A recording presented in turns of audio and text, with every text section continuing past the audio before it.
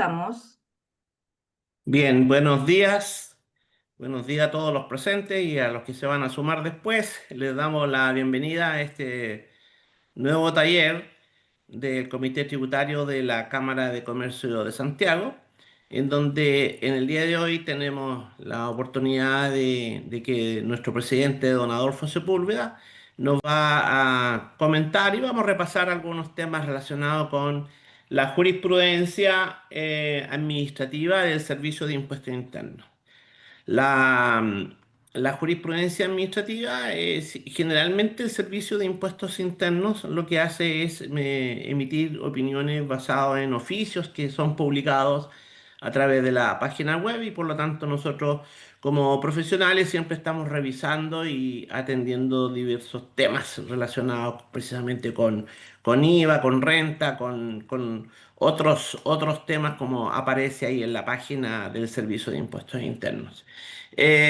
Aparte, don Adolfo, que va a ser nuestro profesor que nos va a guiar en esta presentación, nos va a acompañar don Hernán Verdugo, que también es miembro del Comité Tributario de la Cámara. Por lo tanto, tengan todos buenos días. Y don Adolfo, y tiene toda la presentación para usted. Gracias, Mario. Efectivamente, ¿cierto? Vamos a hacer el análisis del cierto oficio del Servicio de Impuestos Internos, que se refieren obviamente a distintos temas, ¿ya? Y para eso entonces vamos a iniciar esta presentación con nuestro primer oficio, ¿ya? Este es el oficio 1301, ahí están viendo la fecha, ¿cierto? Todos son del año 25, este es del 10 de julio, ¿ya? Y dice, son los socios de una sociedad de responsabilidad limitada de giro sociedades profesionales. Interesante, cuando decíamos giro sociedades profesionales, ¿ya? Dicen, están evaluando crear una sociedad por acciones, una SPA, con el mismo giro de las sociedades profesionales, ¿ya? Entonces recordemos, la sociedad de responsabilidad limitada es una sociedad de profesionales, ¿ya? En los términos que están dentro de la ley, y tenemos que pensar que esa sociedad podría ser de profesionales de la segunda categoría o bien pasarse a la primera categoría, para resultar como un contribuyente de primera categoría, ¿ya? Y esta sociedad que están pensando crear, que es una sociedad por acciones, necesariamente va a ser una sociedad, ¿cierto?, de la primera categoría, violentamente. Pero hay algo interesante. La sociedad de responsabilidad limitada, giro sociedades profesionales, está exenta del IVA. En cambio, la sociedad por acciones, que va a prestar asesorías profesionales, ¿cierto?, iguales o similares a la sociedad de responsabilidad limitada, va a tener que facturar afecta a IVA. Y desde ese punto de vista, la consulta que se le hace al Servicio de Impuesto Interno es, mire, si la sociedad que se va a crear por acciones podría configurar alguna, dice, de las hipótesis, ¿ya?, de las normas que están en el Código Tributario que se refieren a la antielusión, ¿ya? Aquí hay una cosa interesante. Cuando uno mira el oficio, cuando trata de analizarlo, dice que esta es una consulta ya no vinculante, de acuerdo a la presentación que ha hecho el contribuyente, ¿ya? Por lo que dice que el oficio tendrá un pronunciamiento general sobre los efectos eventualmente elusivos o no de la operación consultada. Y por consiguiente, entonces, nos está dando un razonamiento que a mí me pueda favorecer en forma concreta. ¿Estoy en una norma antielusión o no? ¿Ya? Ahí está el gran problema, ¿ya? Cuando es un oficio, ¿cierto?, de este tipo que es no vinculante, ¿ya? Frente a esto, entonces, cuando estamos obviamente en función de ver si estamos o no en una norma antielusión, uno de los puntos importantes que pone el Servicio de Impuestos Internos es si todo esto se está efectuando o haciendo, ¿ya?, solamente en el ámbito estrictamente tributario, ¿ya?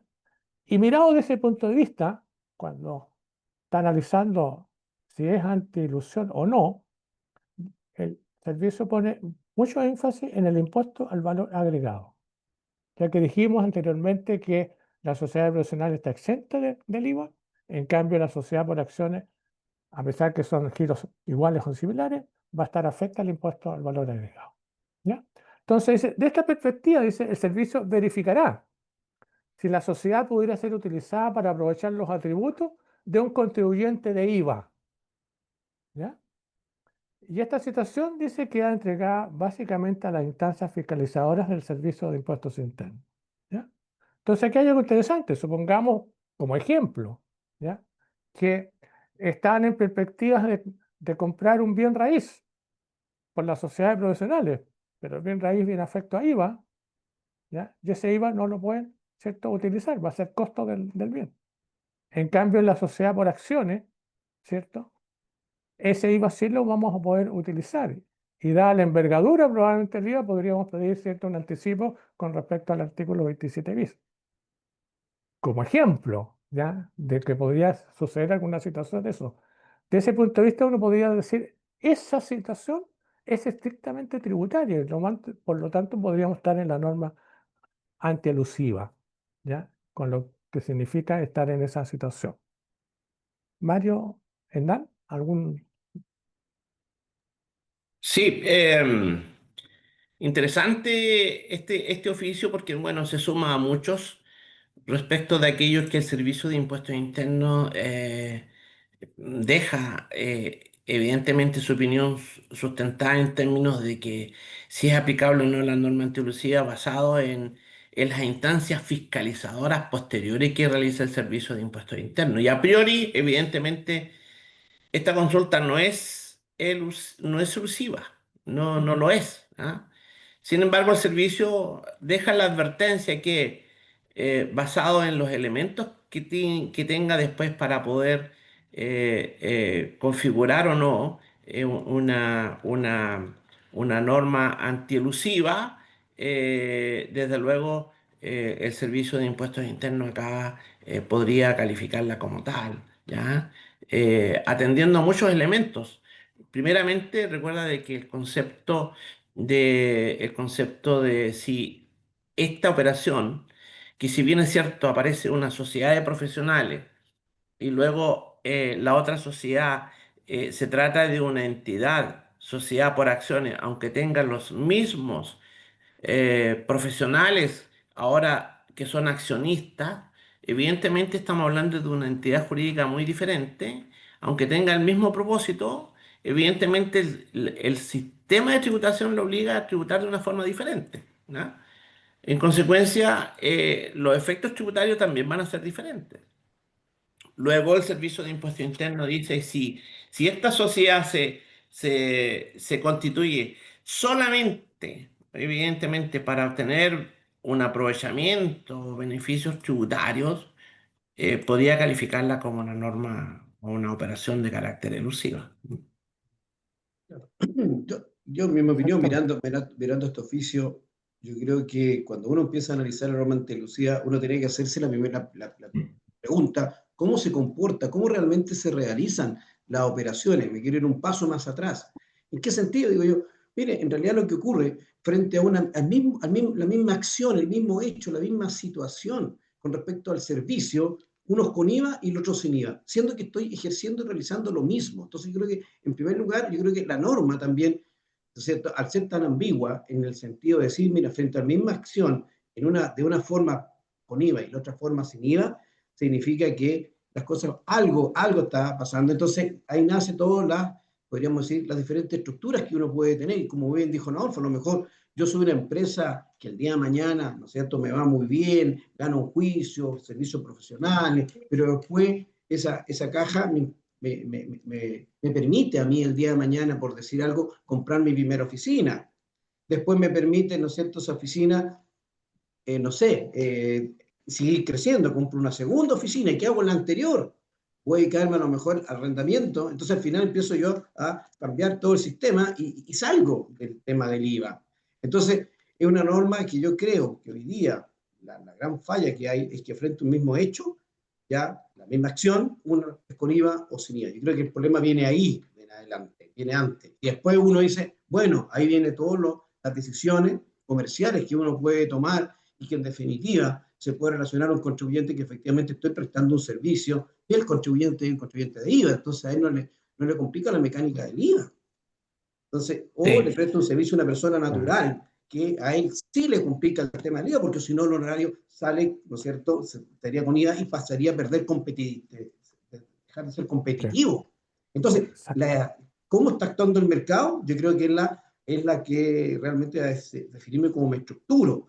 Por lo tanto, la norma antielusiva yo creo que el oficio fue demasiado escueto, demasiado simplista, dejando totalmente abierta cualquier decisión que tenga el fiscalizador en su oportunidad cuando esté revisando esta situación. Entonces, creo que el oficio en ese punto no desarrolló, no profundizó, no hizo ningún análisis más allá de decir, lo dejo al momento que ocurra esta situación. Ahí lo veremos. Claro.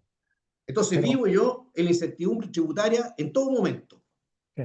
Es mi opinión, no, puede que mejor la No, compartan. está muy bien, es excelente, ya. Es interesante porque el oficio en uno de los párrafos dice, en principio, dice, desde una perspectiva tributaria, no resulta cuestionable, dice, que los socios de una sociedad de profesionales opten por constituir una nueva sociedad por acciones, que desarrolle el mismo giro que las sociedades profesionales, ¿ya? Entonces, ya, como que de repente, cuando empieza a leer el oficio, uno a analizarlo, parece que me está dando razón, que lo puedo hacer, digamos, pero de repente me dice, oiga, no, esto lo voy a verificar después en la fiscalización, digamos, ¿ya? Claro. Ahora, Y sobre todo, perdón, sobre todo que dentro del análisis previo que hace el servicio, uno tiende a decir, oye, esta respuesta va a ser positiva. Más claro, aún cuando señala que respecto del ordenamiento jurídico chileno, los contribuyentes son libres para obvio. ejercer las actividades Mm, económicas que mm, estimen pertinentes mm, y pueden adoptar las formas jurídicas mm, y estructuras que también consideren pertinente para el efecto, con la única limitación que tienen que cumplir con la Constitución y las leyes. Entonces, mm, sucede que el tipo de sociedad de profesionales que está exento de IVA, luego constituyo una sociedad por acciones en donde la sola condición de ser este tipo jurídico sociedad por acciones no me permite quedar exento de IVA, menos aún si tengo un accionista que es capitalista, que no trabaja. ¿Ah? Que no trabaja, mm, simplemente va a poner capital, mm, seguramente va a poner capital para comprar los inmuebles y aprovechar el crédito fiscal, cosas como esas, ¿te fijas? mm, Entonces la pregunta es, ¿tengo opción? ¿Tengo alguna otra opción diferente? mm. No tengo. Claro, De lo acuerdo. plantea un otro Ahora, súper relevante. Imagínense mm, comprar el activo fijo, que implica una evolución de un 27 bi. Significa que me llega a caja en términos de poder enfrentar la estructura, cómo voy operando. Entonces varias situaciones hay que tener que evaluar. Pero sí, estamos en la incertidumbre. Este oficio, en mi opinión, no es claro. exactamente. Ahora, esto es interesante lo que estamos analizando, ¿cierto? Ya, porque, en definitiva, cuando estamos diciendo que aquí el problema es el IVA, básicamente, ¿cierto? Es porque la técnica tributaria, cuando se legisló con respecto a los servicios, cuando se sacaron que, porque recuerden que antes no había problema que una sociedad por acciones, ¿cierto?, prestara servicios de asesoría, etcétera, y estuviera exenta de IVA, digamos, porque no calificaba como hecho grabado, digamos. Pero cuando se modifica el IVA, ¿ya? Se modificó de tal manera que quedan estas incongruencias, ¿ya? A un mismo tipo de actividad, dependiendo de cómo yo me constituyo voy a estar afecto o no, digamos, ¿ya? Y ahí entonces la técnica legislativa, ¿cierto?, es la mala, en definitiva, ¿ya? Correcto, ahí. Ahí está Ese el gran problema cuando ocurren todo este tipo de cosas y que por alguna circunstancia, ¿cierto? Esto me podría llevar a una norma antielusiva, que me podría llevar, ¿se dan cuenta? ¿Ya? Por una mala técnica, ¿cierto?, de legislar, ¿ya? comparto plenamente ese punto, no. Yo creo que un punto, ahí está el problema, nace ahí el problema. Exactamente, ahí es donde nace toda esta situación, digamos, ¿ya? Bien, creo que esto da para mucho, digamos, pero el tiempo nos va a premiar, ¿ya? Sí, Vamos al otro. El oficio 1343 del 17 de julio de este año, ¿ya? Dice el oficio, ¿cómo debe interpretarse la expresión año en que se efectúa la venta? ¿Ya? Dice A, como el año en que se firma la escritura, o B, el año en que se inscribe en el conservador de bienes raíces. ¿Ya? Esta pregunta, ¿cierto? Hay que tener bastante cuidado en el análisis, ¿ya? Porque está hecha en virtud de la ley 20.993, ¿ya? ¿Ya? La ley 20.993 que básicamente modificó una serie de cuerpos legales para facilitar el funcionamiento del sistema escolar, ¿ya? Y ahí entonces hay ciertas cosas interesantes desde el punto de vista de la venta, ¿cierto? De bienes raíces, en definitiva, ¿ya? Y la expresión que usa esta ley 20.993 dice año en que se efectúa la venta. Entonces, por eso que le preguntan al impuesto interno, oiga, ¿cómo hay que interpretar esto? ¿Ya? ¿Como el año en que se firma la escritura o el año en que se inscribe en el conservador de bienes raíces, que son dos instancias absolutamente distintas? ¿Ya? Y la interpretación del Servicio de Impuesto Interno dice que, atendido el tenor literal de la expresión, año en que se efectúa la venta, ¿ya? Dice corresponde al año en que se otorga la escritura pública. ¿Ya? Miren qué importante esta situación, pero a mi juicio solo referido a la ley 20.993. ¿Ya? ¿Por qué? Porque si vamos más allá, ¿ya? Impuesto Interno concluye que es esta situación, ¿cierto?, que corresponde al año en que se otorga la escritura pública, porque aplica el artículo 1801, inciso segundo del Código Civil. ¿Ya? ¿Y qué dice este artículo 1801, inciso segundo del Código Civil? Dice, la venta de bienes raíces no se reputa perfecta ante la ley mientras no se ha otorgado la escritura pública. ¿Ya? Y por eso, entonces, esta expresión año en que se efectúe la venta está referido, según Impuesto Interno, ¿cierto?, al año en que se otorga la escritura pública correspondiente. ¿Ya? Pero sigamos un poquito más adelante. El artículo 686 del Código Civil, que también se refiere a bienes raíces, ¿ya? El inciso primero de este artículo establece que, dice, se efectuará la tradición de los bienes raíces por la inscripción del título en el registro del conservador. Aquí está hablando de la tradición, ¿ya? El Código Civil. ¿Y qué significa básicamente la tradición? La tradición, en el fondo, es la entrega del bien raíz. Pero si yo lo trato de asociar con los bienes que son muebles, los que compramos habitualmente en el supermercado, etcétera, etcétera, ¿ya? La tradición o la entrega al momento en que yo lo estoy recibiendo, ¿cierto? Físicamente. Pero el bien raíz, desde ese punto de vista, no lo voy a recibir físicamente, ¿cierto?, en mis manos y nada por el estilo. Por eso el Código Civil usa esta expresión de la tradición, ¿ya? Y por eso que en este caso dice que la tradición es la inscripción del título en el registro conservador, en otras palabras, en el conservador de bienes raíces. ¿Ya? ¿Por qué esto es tan interesante e importante? Porque si yo me voy al artículo 17, inciso final, ¿ya?, de la ley de la renta, que establece que con respecto a los bienes raíces, ¿ya?, dice, se considerará la fecha de inscripción respectiva. O sea, aquí le está dando importancia en la misma legislación que en el caso concreto de la ley de la renta, cuando estamos hablando del inciso del artículo 17, número 8, perdón, ahí voy a corregirlo, faltó. El artículo 17, Letra número B. 8, ¿cierto? Que uno de los tantos números, ¿cierto?, ¿ya?, se refiere básicamente a la enajenación de bienes raíces. Y desde ese punto de vista, ¿ya?, para efectos tributarios, cuando voy a establecer yo la utilidad o pérdida o el resultado, ¿cierto?, de la venta de ese bien raíz, va a ser o va a estar en base al año o a la fecha de inscripción, ¿cierto?, de la escritura pública en el conservador de bienes raíces. ¿Ya? Entonces, mirado desde ese punto de vista, hay que tener cuidado con este oficio que es específico, ¿cierto?, para lo que estábamos señalando, que es la ley 20.993. ¿Ya? Pero en otros casos, como este concreto de la ley de la renta, ¿cierto?, la situación es diametralmente opuesta. ¿Ya? Mario Hernán. Sí. Sí, sobre todo que el artículo 17 lo que hace es tratar las operaciones de enajenación de bienes raíces que realizan las personas naturales. Natural, Entonces, exactamente. las personas naturales, no las empresas que llevan contabilidad. ¿Ya? Entonces, acá, respecto de la enajenación de bienes raíces que realizan las personas naturales, evidentemente calza perfecto lo que se considera año en que es realizada la operación, que es con la fecha de la inscripción de la escritura suscrita seguramente con anterioridad, desde luego, en cualquier tiempo sea, pero se inscribe en el conservador de bienes raíces y ahí se considera la tradición. ¿Ah?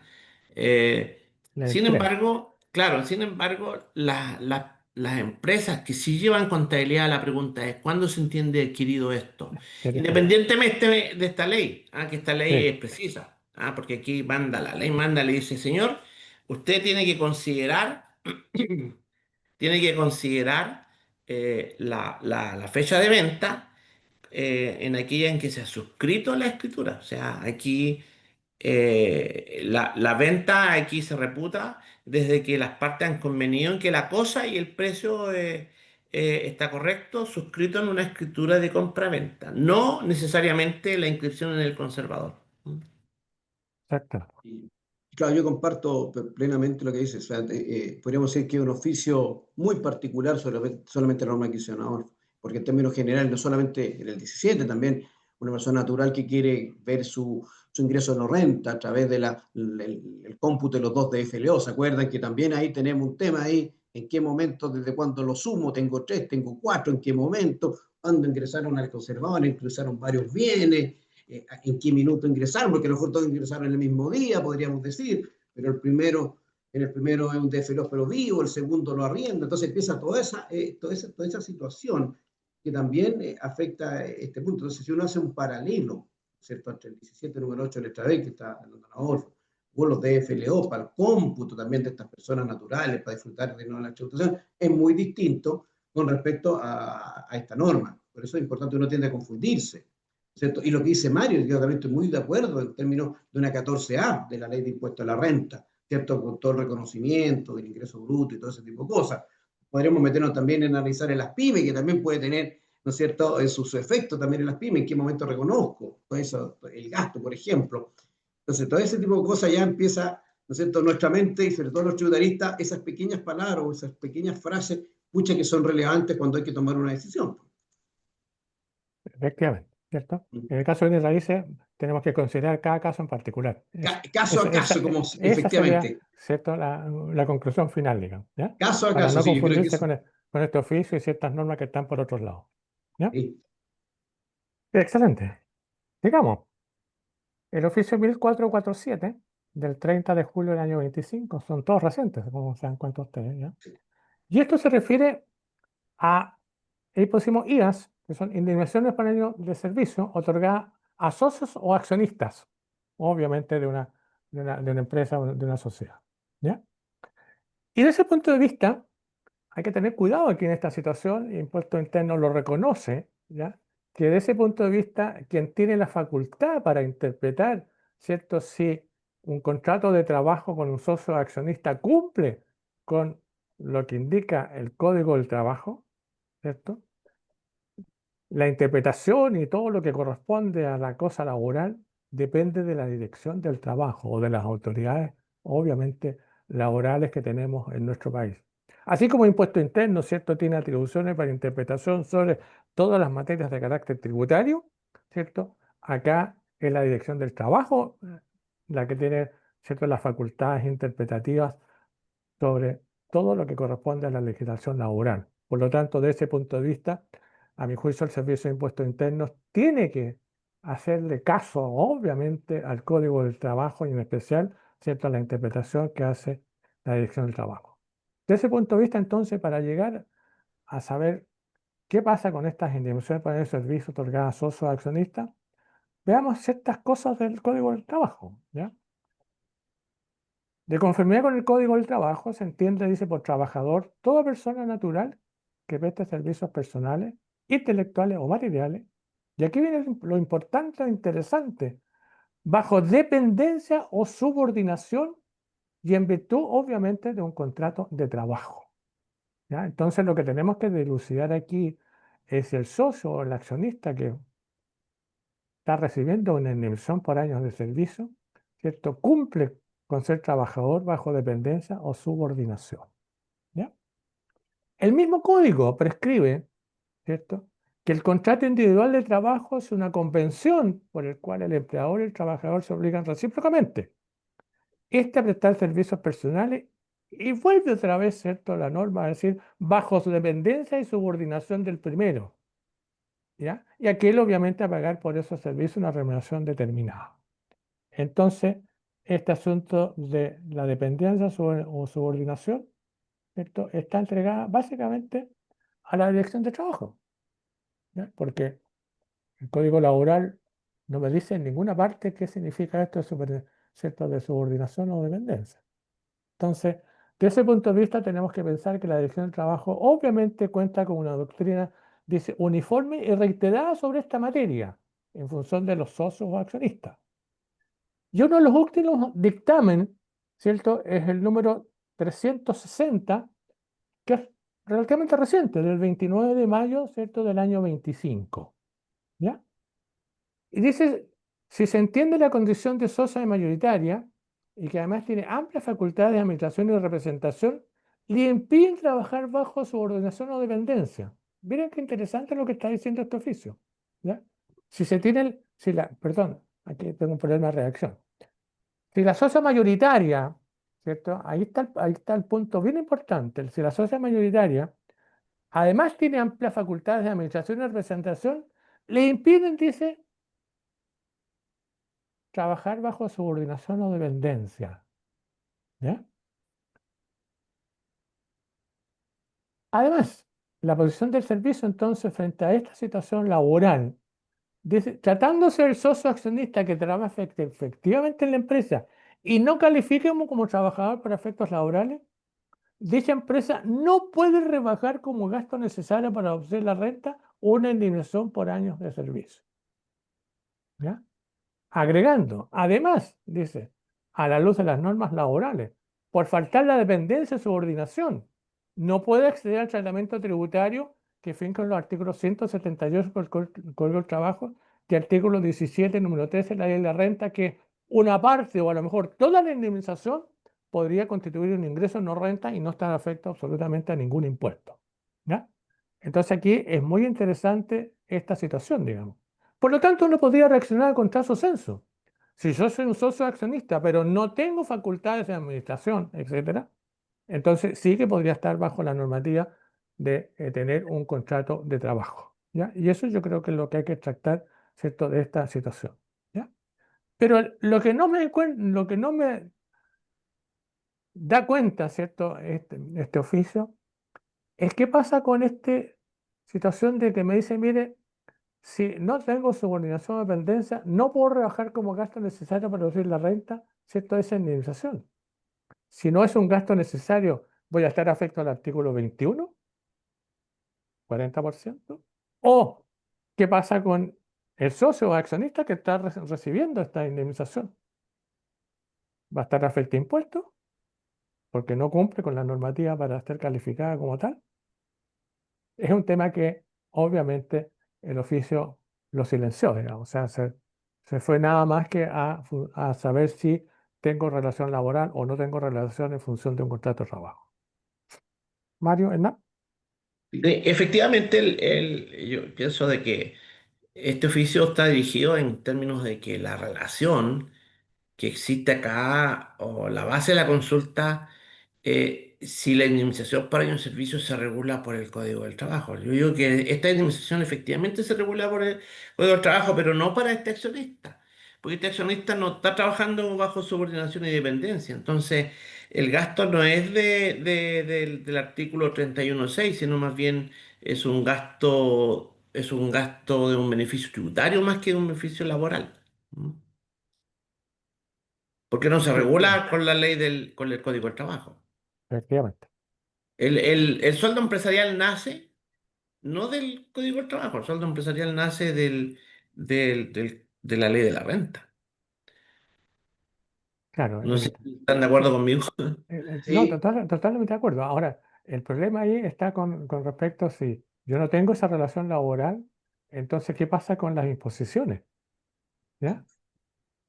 ¿Las tengo que hacer yo en forma independiente como socio accionista o no? ¿Te das cuenta? O sea, aquí empiezan a ocurrir una serie de cosas que no están aclaradas, digamos, ¿ya? Y claro. esto da para muchas elucubraciones hasta dónde podemos llegar, ¿ya? Sí, yo comparto plenamente también uno piensa un poquitito, cuando uno nace o se modificó todos los parámetros del sueldo empresarial, la 21.210, uno entendía que efectivamente, producto del crecimiento y que en realidad se esfuerza en forma permanente, podríamos decir, el socio para poder crecer, ¿no es cierto? Entonces, este oficio, en mi opinión, va en contra de la lógica de la filosofía de la norma. ¿Por qué? Porque, en definitiva, si yo trabajo, ¿no es cierto? Y me fijo una indemnización, ¿no es cierto? Pierdo todos estos beneficios, ¿no es cierto? El beneficio del ingreso no renta o el gasto en la empresa.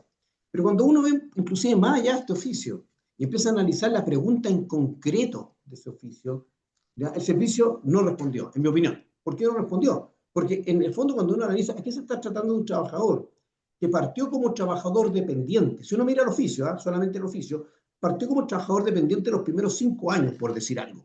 Se sacó la mugre y pasó después a ser propietario, pasó a comprar parte de esa participación en la sociedad y ahora pasó a ser un socio de la empresa y además pongámosle un poquito más de condimento y pasó a ser controlador, si uno mira el oficio.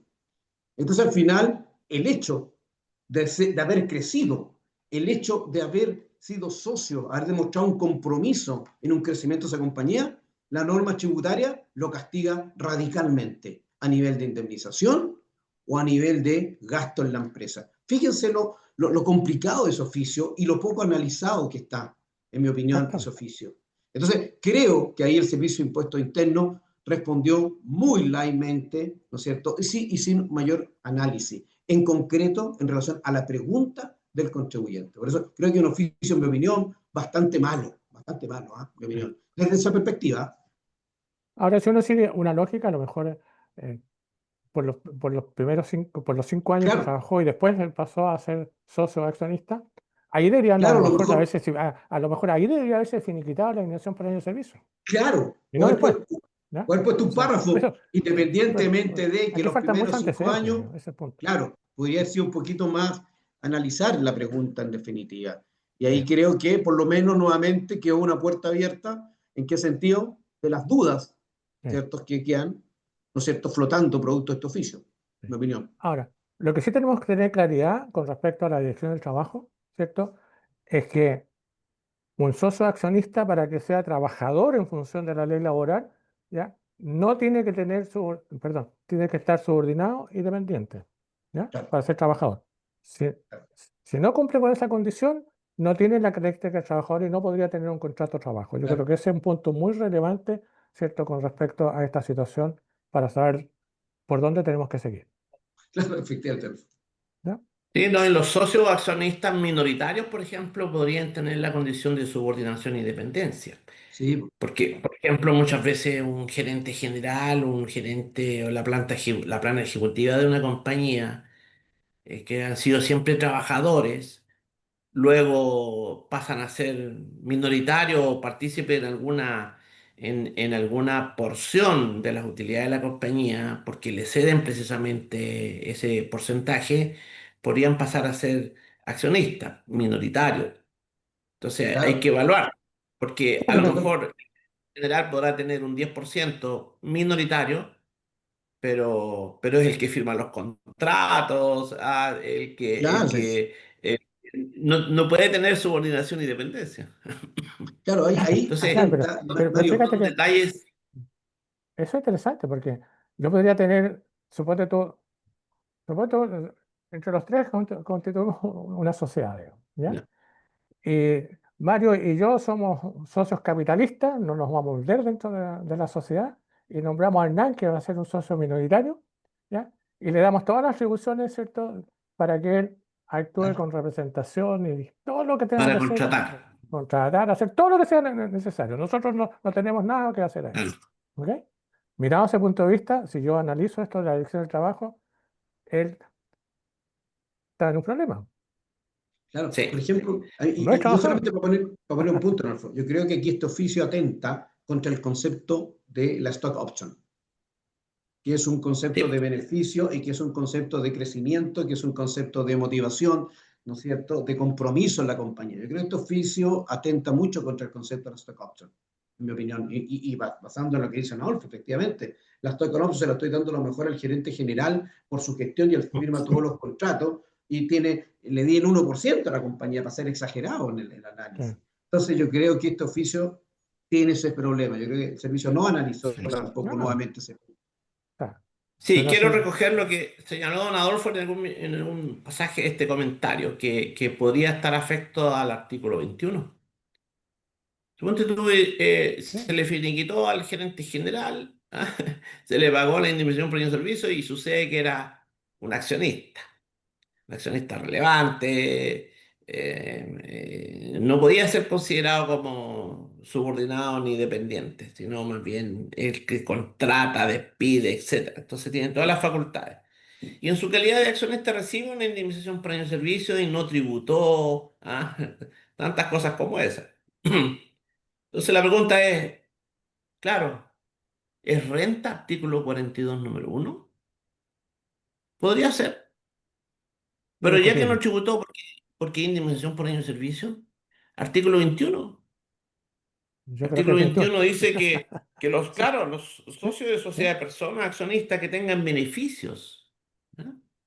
Que se beneficien directamente en la empresa. Entonces, es peligroso el tratamiento de la indemnización por año de servicio a los accionistas mayoritarios que no tengan subordinación, ¿no? efectivamente. Sí. Exactamente. Como ven, ustedes Es son pragmáticos en todas claro, estas cosas. el tratamiento fue por un lado, no, esa fue la respuesta del servicio, por un solo La lado. respuesta fue muy simple, ¿ah? Sí, Falta mucho análisis aquí. Exactamente. Bien, efectivamente. sigamos en aras del tiempo. Oficio 1686 del 27 de agosto del 2025. ¿Ya?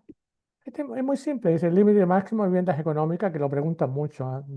Es el DFL2, básicamente, ¿cierto? Que es una legislación que data del año 1959, que ha sufrido una serie, obviamente, de variaciones en el tiempo, pero se sigue conservando, ¿cierto? Como DFL2, ¿ya?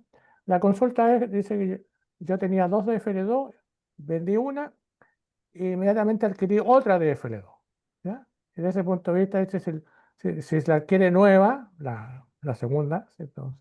O sea, la que está adquiriendo después de la venta, si se la puede acoger a los beneficios del DFL2. Es una pregunta muy recurrente, ¿ah? Y la posición del servicio es correctísima, a mi punto de vista. Dice, sí, entra a formar parte automáticamente, ¿cierto? Como DFL2, ¿ya? O sea, lo que intenta, o lo que tenemos que, perdón, lo que tenemos que tener presente es que la norma me permite siempre tener, yo puedo tener más de dos Dos. FD2, pero solamente hay dos de FD2 los que puedo acoger, ¿cierto?, a los beneficios correspondientes, ¿ya?, de los beneficios que tiene naturalmente esta legislación, ¿ya? Y algo interesante, no lo puse, ¿ah? Lo voy a agregar de repente en la presentación, que dice que para determinar la data de adquisición, ¿ya? Hay que ir básicamente a la inscripción según el orden en el repertorio del conservador, naturalmente. Ah, en el repertorio, pero hay que entender que el repertorio del conservador es el RAICE, naturalmente. La inscripción. ¿Ok? ¿Ya? Es muy simple pero como decía, es bastante recurrente, ¿ya? Con respecto a que siempre está preguntando qué pasa con estos asuntos de FLO. ¿Ya? Yo diría que si tenemos más de 2 FL2, hay que hacer solamente dos y los más antiguos, por si acaso, ¿ya? Sigamos. El oficio Hay que 1620, administrarlo bien, sí. sí, señor. Mientras lo voy así. El oficio 1620 del 14 de agosto, ¿ya? Es un contribuyente del artículo 14D, número 8. Este también me deja una serie de dudas muy complicadas. Dice que mantiene un convenio de pago con la Tesorería General de la República, ¿ya? Que registra PPMs pagados. Consulta, dice. Si los PPM se pueden asignar a los socios conforme a la DJ 1947 o no deben asignarse a los socios y la empresa debe devolver dichos montos a la Tesorería General de la República para compensar la deuda pendiente. El servicio dice, le manifiesta que carece de competencia y que la facultad compete directamente a la Tesorería General de la República, obviamente de acuerdo a su ley orgánica, ¿ya? Entonces, este es un tema complicado por lo que estoy viendo, porque Si soy un contribuyente 14 de 8, transparente, pyme transparente, naturalmente los pagos provisionales, ¿cierto? Que ha pagado, ¿cierto? Este contribuyente, que tiene socios, un asociado, obviamente, ¿cierto? Se pueden asignar o pueden asignarse naturalmente a los socios, de acuerdo con la DJ 1947. ¿Qué pasa si yo se los asigné? Obviamente, ¿ya? Y los socios obviamente utilizaron ese pago provisional con respecto a sus impuestos personales. Y la tesorería, de repente, ¿cierto? Como tengo deuda, me hace una compensación, ¿ya? ¿Y qué pasa con los socios? ¿Ya? Yo aquí veo que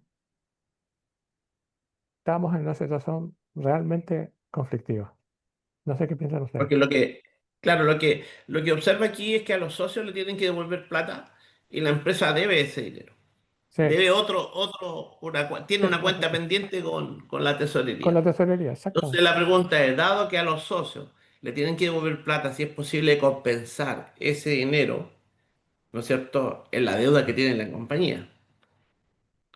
Ya, así entiendo la consulta. Sí, exactamente. Ok, entonces, bueno, yo pienso de que perfectamente se puede hacer eso, o sea, Mm, pero desconozco la ley orgánica de la tesorería, sinceramente. sí, Claro. sí, No la manejo.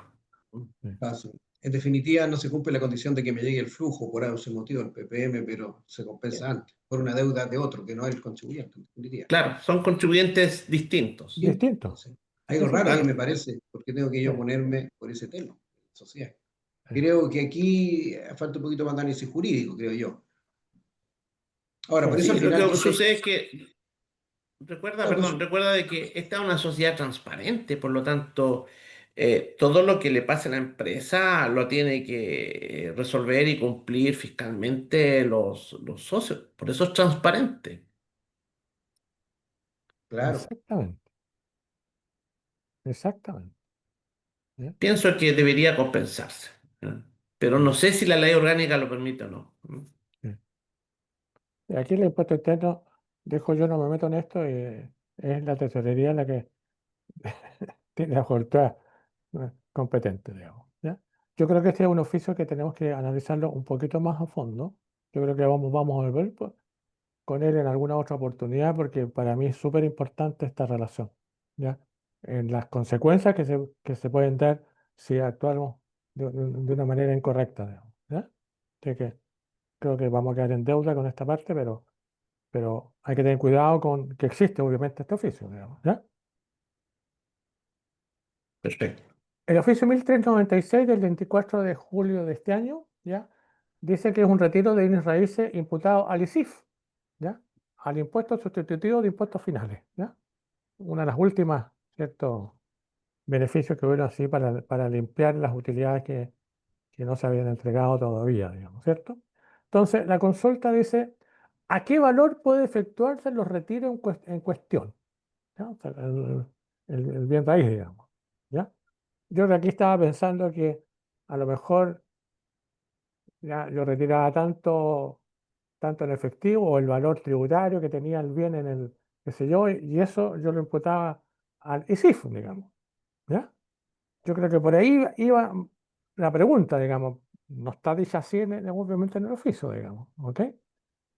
Y por supuesto, impuesto interno le dice, mire, el servicio de impuesto interno carece de competencia para indicar el valor del bien raíz, ¿ya?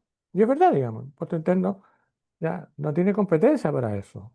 Independientemente de que puede aplicar el artículo 64 del Código Tributario, porque recuerden que el artículo 64, ahí están las amplias facultades que tiene el Servicio de Impuesto Interno para efectuar las tasaciones correspondientes en las ventas y cualquier otro tipo de transacciones que se efectúen, ¿ya?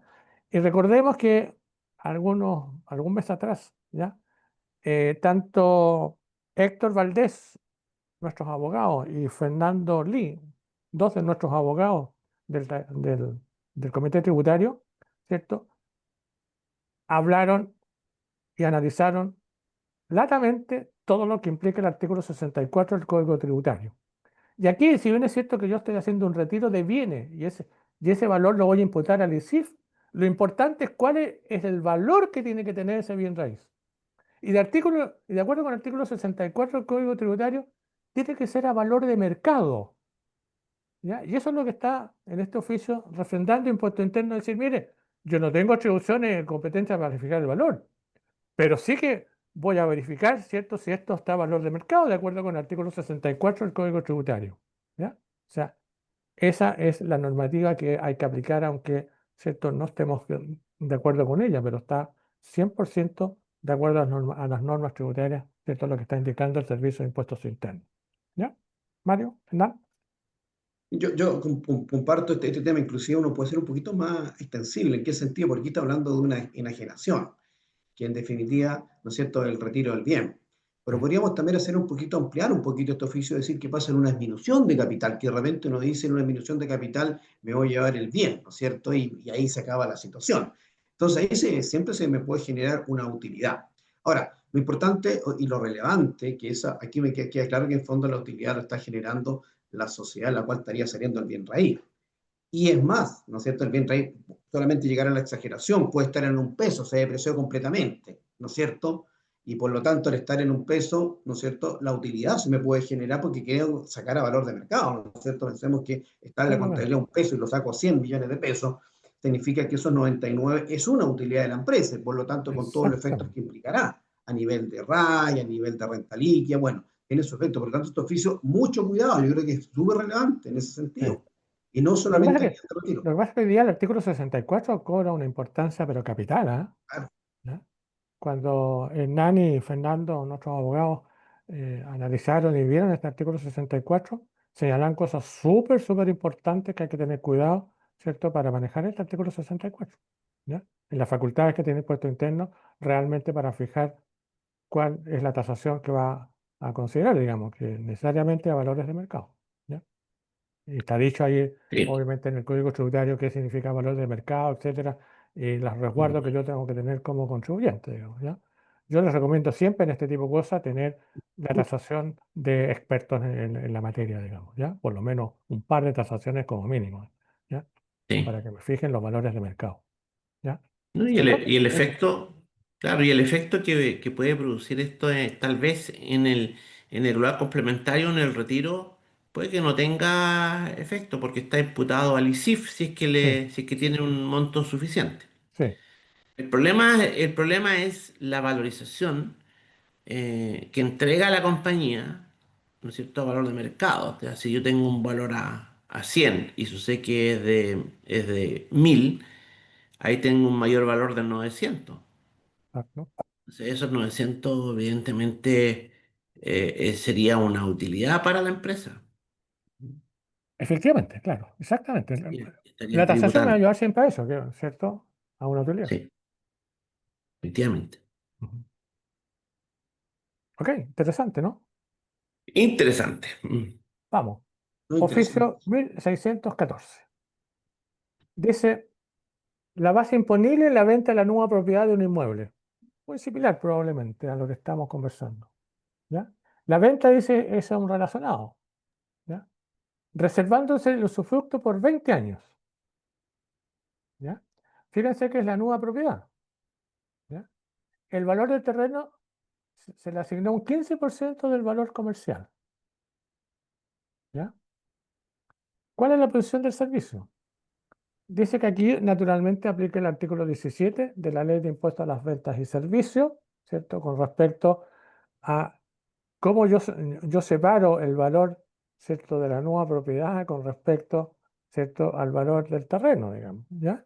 Y que naturalmente aplica el artículo 64 del Código Tributario. En otras palabras, la facultad que tiene impuesto interno para tasar la transacción correspondiente, ¿ya? Entonces, esto de fijar el valor del terreno un 15%, etcétera, del valor comercial, ¿ya? Lo importante es decir si ese valor comercial efectivamente corresponde a la realidad. Pero, ¿por qué un 15% de ese valor comercial? La verdad, ¿cuál es el valor del terreno realmente? ¿Ya? Y en muchos casos, ¿cierto? Ya el terreno, dependiendo de la posición donde está ese terreno, ¿cierto? los valores son realmente muy distintos, digamos, ¿ya? Porque depende, ¿cierto?, de geográficamente dónde está el terreno, digamos, ¿ya? Y eso es lo que está tratando aquí de resguardar el Servicio de Impuesto Interno cuando dice, oiga, yo tengo atribuciones en el 64 para fijar cuál realmente es el valor del terreno, ¿ya? O sea, volvemos a lo que decíamos en el oficio anterior, digamos, ¿ya? El artículo 64 es un artículo súper importante hoy día que no tenemos que tener, ¿cierto? O dejarlo de lado, digamos. Uno de los primeros artículos que tenemos que ver cuando estoy realizando ventas o algo por el estilo. O transacciones, en definitiva, ¿ya? Transacciones que estoy desplazando determinados bienes de un lugar a otro con respecto a un contribuyente, a otro contribuyente. Y aquí el artículo 64 hoy día es capital. ¿Ya? Mario, Hernán. Sí, el artículo 64 fue modificado por la reciente ley de octubre del año pasado, 24, por la Exactamente. ley 1713. Sí, sí, Entonces, este es un artículo muy fresco.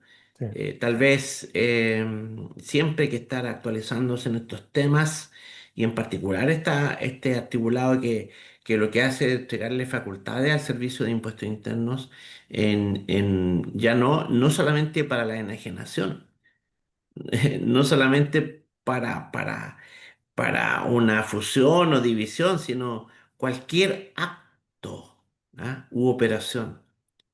Consecuencia es demasiado amplio y cada operación tenemos que revisar y tener presente la existencia de este artículo que es bastante complejo. Sí, ya, estoy completamente. Por lo menos aquí nos está dando una certeza, una seguridad más o menos en este tipo de propiedad, porque se acostumbra mucho a hacer todo este tema de la nueva propiedad, ¿no es cierto? Ya sea la venta, una donación, bueno, en fin. Pero en definitiva yo creo que hoy día el 64 hay que manejarlo, hay que estudiarlo para efecto de tomar estas decisiones. No es un sí, artículo, ¿cierto? Es relevante, por lo tanto aquí nos está dando, ¿no es cierto? Ojo, tenga cuidado, revise ese 64, considérelo, ¿cierto? Eso es lo que nos está diciendo. sí. Sí, No, y tal es como tan decía, grave, sí, si es tan grave este tema sí, que cuando el Servicio de Impuestos Internos tasa, ya, y esta operación, y el servicio genera una diferencia, encuentra una diferencia, le aplica el artículo 21. Claro, sí, porque, sí, claro, sí, porque en sí, definitiva exactamente, aplica el artículo, 40% de la diferencia directo a la es, vena. sí, porque exactamente, aplica el artículo inciso primero 2i. Ahí está efectivamente todas las tasaciones que tiene el servicio, porque no solamente en esta norma, sino en varias normas más. Pero ahí está, uno como que realmente lo tiene en el baúl del olvido, podríamos decir. Pero ahí están esas normas de tasación y efectivamente lo que tú dices, Mario. Ahí el 40% es bastante alto esa tasa. No, es grave, es grave, es Grave, sí. ¿no? gravísimo. Lo Y bueno aquí es no se que, olvida. Y, claro, lo bueno es que y la aplicación del artículo 21 está expresamente dicho en el artículo 64 del Código Tributario, por si acaso, Sí, pues, efectivamente, es lo expresamente, que dice, en esa letra, en ¿ya? esa era Sí. sí, que a mí El siempre inciso séptimo, y uno no tiene que silenciarlo porque existe, desde el punto de sí, vista como asesor y como, ¿no sí, es cierto?, consejero en este tipo de situaciones, este tipo de operaciones. sí, señor, hay una consulta de don Claudio, respecto del tema del oficio anterior. A ver, ¿ya? dice, el profesor señaló que el retiro del activo fijo aplicado al ISIF es a valor de mercado. ¿Implica IVA? Esa es la pregunta. Si fuera dinero en efectivo, el retiro no se considera venta. Me parece contradictoria la posición de considerarlo venta y a precio de mercado. Los retiros son a valor de costo contable, a mi parecer. Favor, puede ampliar el comentario del oficio 1396. Ese. Mira, yo creo que lo que tú dijiste, Mario, es capital para esto, ¿ya? El artículo 64 dice que cuando el precio o valor asignado al objeto de un acto, convención u operación sirva de base, o sea, uno de los elementos para determinar un impuesto, el servicio podrá tratar fundadamente dicho precio o valor en los casos en que éste difiera notoriamente de los valores normales de mercado. Y cuando uno analiza la circular de impuestos internos que se refiere al artículo 64, ¿cierto? Está hablando que esto es tan amplio, lo que está en el artículo 64, que cae cualquier cosa, ¿ya? Y por lo tanto, en función de eso, este oficio cobra relevancia en que está muy atento a impuestos internos en función del artículo 64, y como ya lo interpretó en su circular. Yo le diría, ¿cómo se llama el señor? Claudio Aguirre. Don Claudio. ¿Ya? Don Don Claudio. Claudio, Saludos a yo don diría Claudio. que vea realmente el análisis que hay de la circular correspondiente del artículo 64, ¿ya? En especial cuando habla de este inciso primero, ¿cierto? La amplitud que le dio impuesto interno a esta situación, independientemente de que podamos, ¿cómo se llama?, converger o no con esta posición del servicio, ¿ya? Pero Sí, así están las cosas. Yo creo que el artículo 64 le permite esta situación, ¿ya? A mi juicio, sí. Claro, ¿ya? claro. Don Es Claudio, que, evalúe mantener el valor contable o tributario en un término de giro. Yo creo que esa es parte de la solución.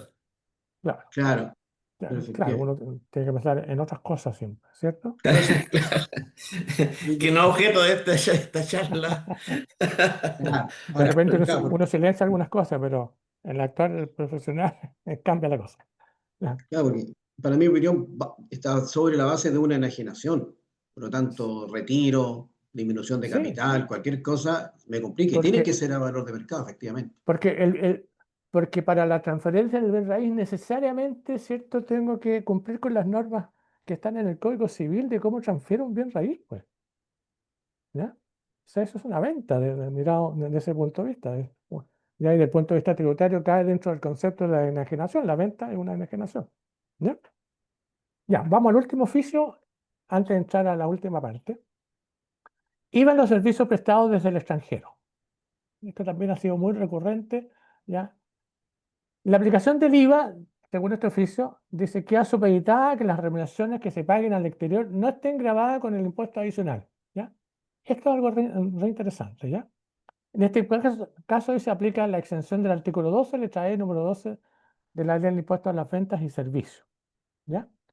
Entonces, es cierto, digamos, ya, como que aquí lo que ha introducido impuesto interno generalmente dice, mire, si está afecto al impuesto adicional, no está afecto al IVA, o si está afecto al IVA, no está afecto al impuesto adicional. Por ahí va la norma, ¿ya? Cuando analiza esto, dice impuesto interno, mire, salvo que se trate de servicios prestados utilizados en Chile, y gocen de una exención de dicho impuesto por la aplicación de las leyes o de los convenios para evitar la doble imposición en Chile. ¿Ya? Esto es lo que hay que tener presente, ¿cierto? Para saber si estamos en presencia del IVA o estamos en presencia del impuesto adicional. ¿Ya? ¿Ya? Y lo ha dicho en muchas circulares ya, impuesto interno, exactamente esta misma tesis, digamos, ¿ya? No sé si quieren agregar algo más, Mario, Hernán. Yo, Yo, sí, yo Dale. creo que operaciones de este tipo eh, son complejas de analizarlas, ¿ah? Sí. Y en Es caso a particular, caso. Es el punto. claro, es caso a caso y en particular este oficio que lo consulta una persona que ni siquiera es contribuyente de IVA. Sí. Entonces el servicio le dice, señor, efectivamente el IVA aplíquelo si queda exento del impuesto adicional o por aplicación de convenio de doble imposición.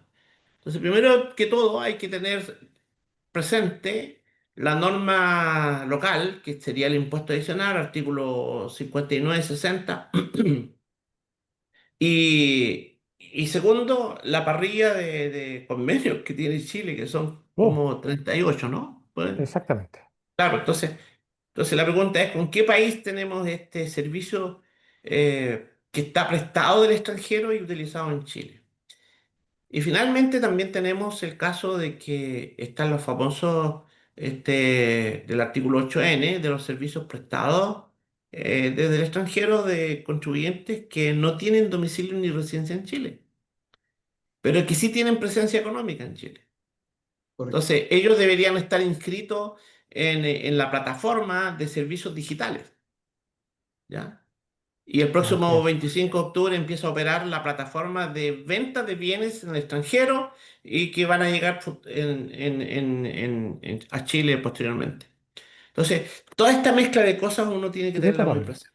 Claro, o Exacto. sea, esta es una Eh, tremenda parrilla y que sí. podríamos también tener un taller, pero Yo creo que sí. completo respecto de esto. No, Pre- no, no. Y otro punto precisamente relevante con ese que, precisamente a raíz de esto que va a partir el 25 de octubre, yo creo que deberíamos tener un taller sobre esto de los $500 y todo lo que eso corresponde, digamos, porque es una situación muy, Perfecto. muy importante e interesante. Muy importante. no, y yo creo que solamente para ponerle un poquito más de color a la situación, con toda la parte administrativa que implica todo esto, porque no se olviden los certificados de residencia, y que efectivamente se emita ese certificado, las acreditaciones, las resoluciones de servicios periódicos de una pura vez en el año.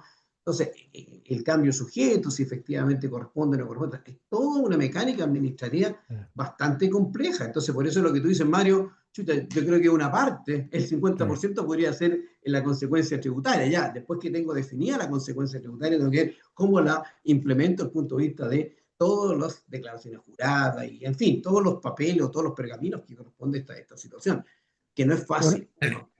Uno de los puntos Ya tenés. importantes en los convenios de doble tributación, ¿cierto? Los fundamentos son, a mi juicio, podríamos decir, son bastante claros dentro de lo que corresponde a las redacciones, etcétera, pero a mi juicio son bastante claros cuando aplico A, B o C, digamos, ¿ya? Pero donde se complica la cosa es en la situación administrativa. Cuando yo Claro, tengo que mostrar, ¿cierto? Con documentos oficiales del país correspondiente, primero, ¿cierto? Que me están prestando servicio o estoy relacionado con alguien que está en un país con el cual tengo el convenio de doble tributación. Lo primero que hay que pedir es la residencia tributaria por esos lados. Y después viene cuando tengo impuestos pagados afuera y los puedo utilizar en Chile, la cosa administrativa de cómo certifico, obviamente, esos impuestos pagados, también se complica al no contar con documentación fehaciente, ¿ya? Y pierdo los efectos que tienen los convenios. ¿Ok? claro. Sí, efectivamente. Vamos a lo último. El oficio 1752, contribuyente solicita confirmar que es válido optar por consignar la dirección de la casa matriz de una sucursal a su elección en los comprobantes de pago o voucher que sean válidos como boleta. ¿Ya? Y el servicio le dice, mire, sí, efectivamente, al respecto, señala las disposiciones legales, reglamentarias, ¿cierto? Del artículo 53, dame qué sé yo, y le dice que efectivamente, ¿ya? El servicio confirma lo solicitado por el contribuyente, o sea, puede poner optativamente si es la dirección de la casa matriz o de la sucursal, no hay ningún problema, ¿ya? Y el voucher, ¿cierto? Va a tener la calidad de boleta y lo que eso significa para justificar los gastos, etcétera, etcétera, ¿ya? Y lo último es ver algo de la circular 53 que cuando vimos esto encontramos algo bien curioso, digamos, pero felizmente la circular ya que salió el 13 de septiembre de este año, Impuesto Interno, confirma lo que nosotros estamos pensando. La ley 21755, ¿cierto? Que se publicó el 11 de julio del año 25, rebajó la tasa del impuesto de primera categoría para el régimen ProPyme, acogida al artículo 14, letra D, número 3. ¿Ya? ¿Ya? Esto es para las pymes, ¿ya? Pero para el D3, no para el D8, porque el D8 recuerden que no está afecto al impuesto de primera categoría, ¿ya? Y ahí estamos con los años comerciales, 25, 26, 27, tenemos 12.5%, y el año 28 con un 15%. Pero esto, fíjense que está supeditado, según la ley 21755, la aplicación de esta rebaja está condicionada a que al cierre de cada ejercicio el porcentaje de cotización para pensiones sea de 1, 3, 5, 4, 25 y 5. ¿Ya? Entonces, nosotros tenemos que estar pensando a ver cómo vamos a certificar, cómo vamos a decir que estamos en esta situación. Y la circular me lo aclara, a mi juicio, bastante bien, mirado ese punto de vista. Y me dice, mire, el Servicio de Impuesto Interno señala que este requisito se entiende cumplido, puesto que la aplicación de las tasas de cotización rigen a contar de los meses de agosto de cada año siguiente. ¿Ya? Correcto. En agosto de este año partió el 1%. Agosto del próximo año va a ser el 3.5 y después 4.25 y después 5, digamos. Entonces, como coincide, ¿cierto? Esto, Impuesto Interno me dice, mire, este requisito se entiende cumplido. Yo no tengo que entrar a hacer absolutamente nada mirado desde ese punto de vista. Además que este asunto de las cotizaciones es una obligación, ¿cierto? Del empleador.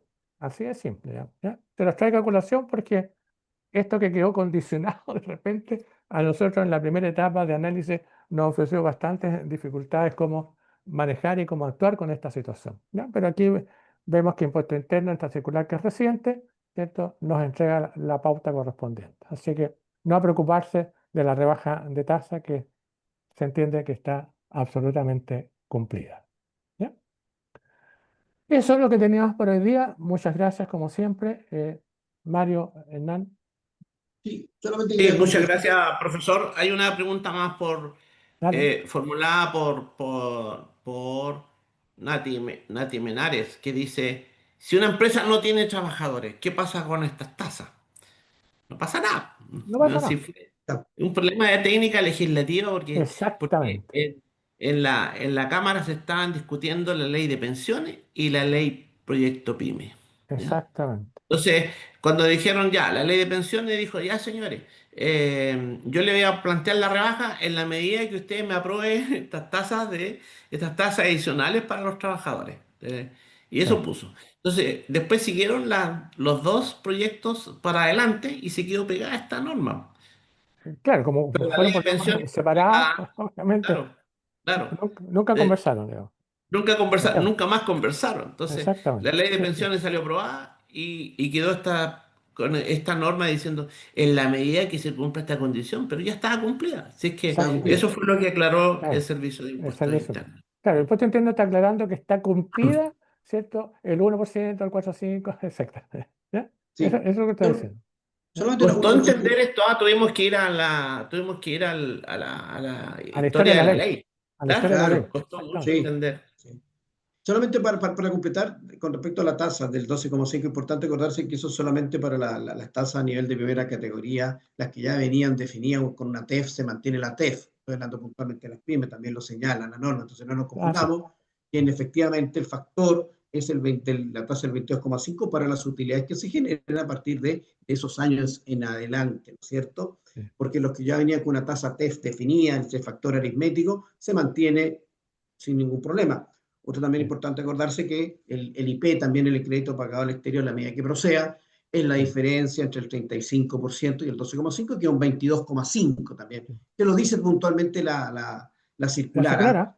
La circular, Claro, lo dice el perfectamente. final aclaratorio, la circular, por si acaso, en todo eso que está hablando Mario, ¿ah? Perdón, Claro, Hernán.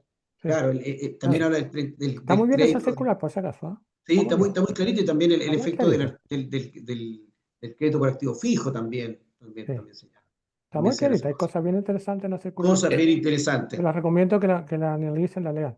Es bastante interesante. Sí. Sí.